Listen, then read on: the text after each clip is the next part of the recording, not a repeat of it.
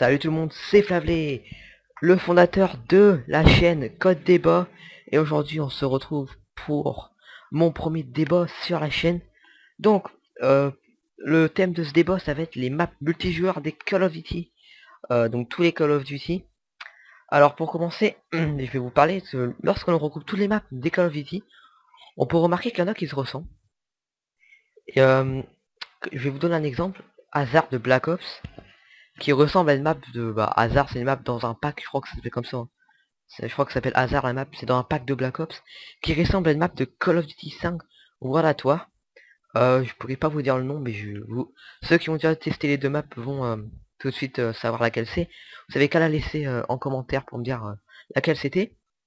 Alors évidemment, même s'il y a des maps qui sont un peu copiées-collées des autres, on a tous une map favorite. Et souvent ce sont les. J'ai remarqué que les maps que les joueurs préférés sur Call of Duty, c'était les petites maps, comme Nuketown sur Black Ops, ou alors Terminal ou Agrise sur Modern Warfare 2. Pour moi, tout cela s'explique parce que il y a moins de campeurs, vu que la map est plus petite, donc il y a moins d'endroits de camp. Les campeurs sont un peu, on va dire déstabilisés, mais vont avoir tendance à moins camper, vu que la map est plus petite, donc il y a plus d'action, il y a plus de bourrinage, les campeurs ont pas d'endroit pour camper, etc. Donc pour moi, je dis que ça augmente un peu le fun, ça montre un peu, ça, bah voilà, on rage pas quoi durant cette partie. En gros, on peut rager, mais pas à cause des campeurs. Et pour moi, les campeurs, c'est ce qui fait le plus rager sur Call of Duty, hein, sur tous les Call of Duty même. Sinon, pour moi, il n'y a pas que les petites maps que j'aime bien. Moi, il y a beaucoup de grandes maps que j'aime bien. Je pourrais pas vous citer de nom comme ça. Bah, par exemple, il y en a une sur Code 5 que j'aime bien et je connais pas son nom, donc désolé. Mais il y en a une sur Code 5 que j'aime bien. Parce que malgré leur endroit de camp, les grandes maps restent quand même agréables à jouer dedans. Par exemple, faire du sniper, etc. Mais comme je vais faire que d'en parler durant cette vidéo, les campeurs et les campeurs, plein d'endroits de camp sur chaque map, au moins 6 endroits de camp, à peu près, hein, sur chaque map d'un Call of Duty, à peu près 6 sur les grandes maps, hein. Après sur les petites maps, 2 3, mais au minimum 6 sur les grandes maps. Et c'est trop parce qu'il y a des campeurs partout. Et les campeurs, ils ont un don, et tout le monde sait ce que c'est leur don, c'est de réussir à nous faire péter un câble, à nous faire rager comme des porcs sur Call of Duty. Donc, ça fait qu'on trouve des excuses, on remet tout sur la map. Par exemple, on va se dire, oh là putain, c'est à cause de la map, il y a plein d'endroits de camp, il y a que des campeurs. Alors que, ok, la map, il y a des campeurs et tout, mais c'est pas la map, voilà. Évidemment qu'elle incite les campeurs, mais après, c'est pas pour ça qu'on doit détester la map. Évidemment, il y a des maps après qu'on aime pas, mais c'est juste pour vous dire que les grandes maps restent quand même agréables à jouer dessus, malgré que les petites maps sont supérieures, on va dire, niveau, comment dire, niveau des gemmes, on va dire ça comme ça. Les petites maps sont le plus aimées que les grandes maps.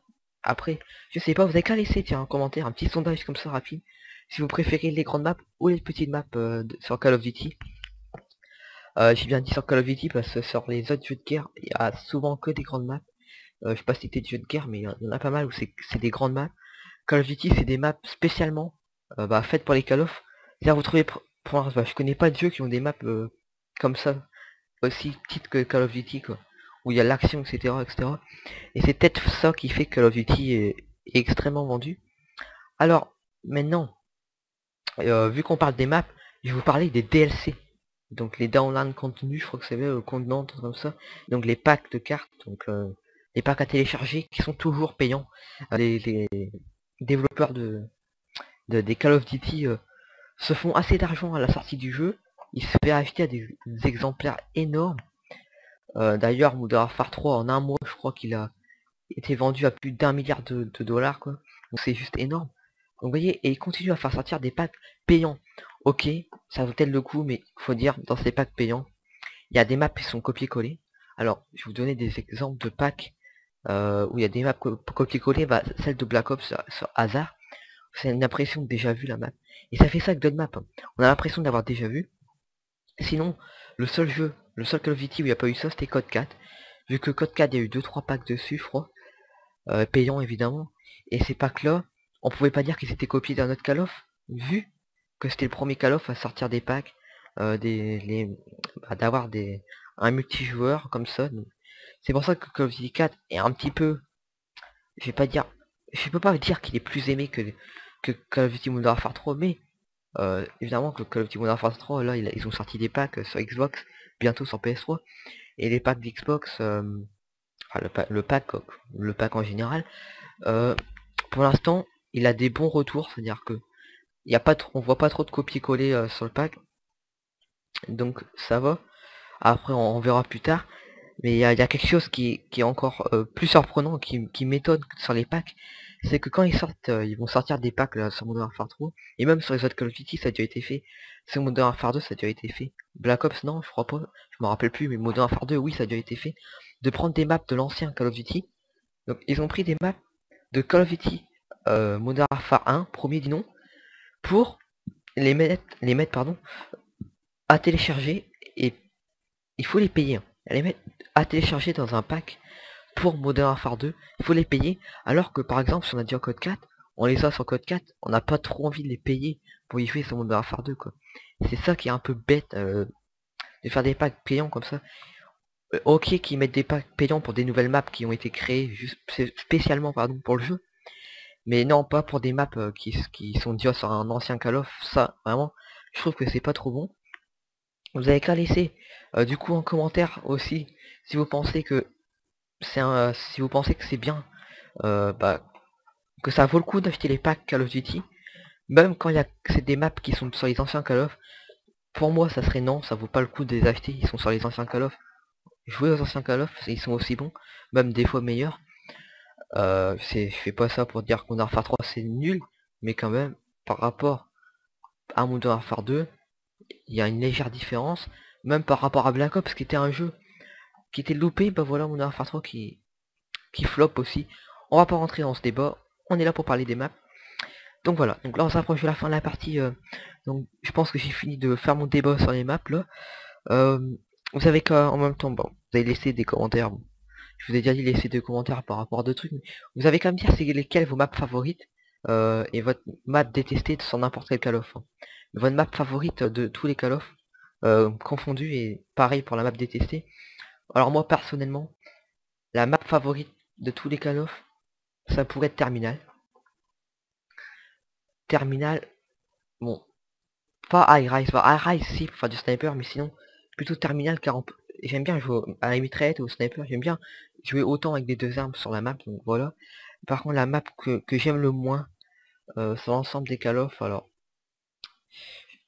euh, quelle map j'aime le moins? J'ai aucune map qui me vient en tête comme ça que j'aime pas. Peut-être Westland, ouais, Westland, ou Arcaden. Westland de Modern Warfare 2 ou Arcaden de Modern Warfare 3. Pourquoi Arcaden de Modern Warfare 3? En fait, c'est juste que j'ai dû faire depuis que j'ai Modern Warfare 3, donc ça fait assez longtemps que je l'ai, ça doit faire 2-3 mois. J'ai dû faire une ou deux bonnes parties dessus. Sinon, c'est que des parties avec des scores négatifs, etc. Donc, ça me dégoûte vraiment, vraiment. Donc là, vous allez voir qu'on s'approche à la fin du gameplay. Comme vous avez pu le voir, j'étais en tentative mob au début de la partie. Mais je me suis fait avoir assez bêtement en réalité, parce que bah, vous l'avez vu, je pense, c'était en train de tuer des ennemis en dehors de la maison. Je faisais du camping zone. Et il y a un ennemi qui a anticipé, qui a vu que mes balles sortaient de la maison, donc il est venu me prendre vers devant, je pouvais rien faire. Donc, vu on reste dans le sujet des maps, je vous donne des astuces pour résistance, pour faire le mob. En fait, il y a le bâtiment au milieu de la maison où j'ai passé pas mal de temps dans ce gameplay dedans. En fait, il faut que vous arriviez à surveiller les deux entrées. Ok, c'est un peu du camping, mais vous faites le tour aussi. Vous pouvez faire le tour. Bon, je l'ai fait une ou deux fois, je crois, et ça marche plutôt pas mal.